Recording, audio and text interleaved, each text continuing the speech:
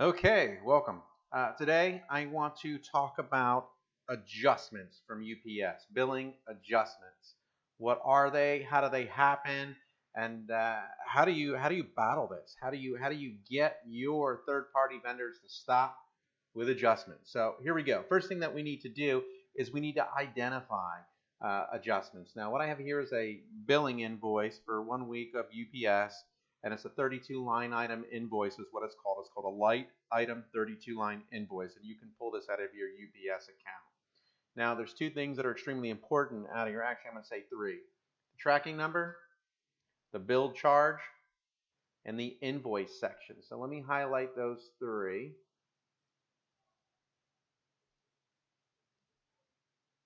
Those are the three columns we're going to be working with. Now, if you look in the invoice section, you have inbound, outbound, and of course, always hidden at the bottom of this Excel file, adjustments. Okay, adjustments are a dirty word.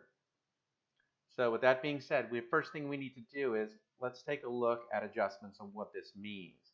So let's take a look at this guy right here. Control C. Now, if we hit Control F, I'm going to put this tracking number here, and we're going to hit Find All. Now, what you're going to find interesting in this file, we have two of the same tracking numbers in this file. So what does that mean? I was billed twice for the same tracking number. But why?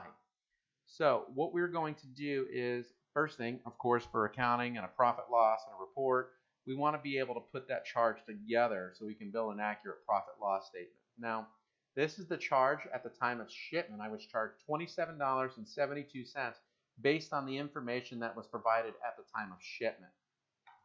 Then after UPS received the package, they decided to audit it, and they said, no, there's something wrong with this package, whether it was the shipping weight, whether it was the size, or maybe it was the residential commercial choice. They said this is incorrect, and they added an additional $2.59 to the invoice. So what we need to do is we need to put those two together so we know what the total bill charge is. So let me show you how to do that real quick. So what we're going to do is we're going to go Insert, we're going to hit Pivot Table. New worksheet, yes. Now we have all the headers here located on the right side of the screen. So the first thing that we need to do is we want the tracking number. Then we want the bill charge. There we go. Now the bill charge just got placed together for the tracking number. So basically it was a sum of the two tracking numbers. So let's just verify that to make sure. So we're going to hit Find Next. We have a total of $30.31 is what for this tracking number, and that's the only tracking number in the file. So if we go back to the first sheet to make sure and verify that information, we're going to hit Find Next, Find All. Let me expand that real quick and take this over here.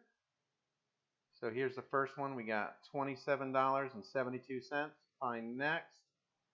And we have $2.59. You add them together, and we've got $30.31. So we've just taken all the adjustments, any additional charges, and with the inbound and outbound tracking numbers, we've created a total bill charge to help you account for all of your UPS billing for 1 week here. So now we've got that solved. I can take that information, use the tracking number, do a VLOOKUP, and match it up to your inventory management systems or any management systems that you're using in order to create a profit loss. So now that we've got that figured out, let's go back and figure out why adjustments are happening and what you can do to combat that and battle that. Now, much of this is done through my third-party vendors. So they're shipping for me. So they'll provide me a file of information, ship out on my behalf, and I end up with an adjustment. But I should never have an adjustment because their data should be accurate to what they're doing in the shipping system and fulfillment. So I'm going to read something to you that's extremely important. Now, UPS puts out guidelines and a policy that's out there. And pursuant to UPS guidelines, shippers are responsible for providing accurate and complete shipment information in the UPS shipping system used. Let me repeat that because this is so important and can save you a ton of money. Pursuant to UPS guidelines, shippers are responsible for providing accurate and complete shipment information in the UPS system used. This includes service selected, weight, and shipment dimensions. In the event any of the above are missing or incorrect, we'll create an adjustment on your bill.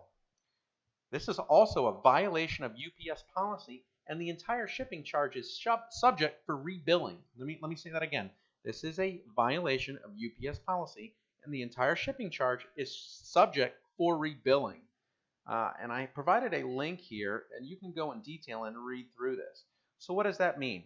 So that means if you're shipping with a third-party vendor, and let's say I'm here in Florida, and I have a company that I bought something through in Seattle, Washington, that decided to ship a package out on my behalf, and they didn't put in the correct commercial or residential information for an address, they didn't put in a correct shipping weight, or they didn't put in a correct shipping dimension, they are responsible for that entire charge.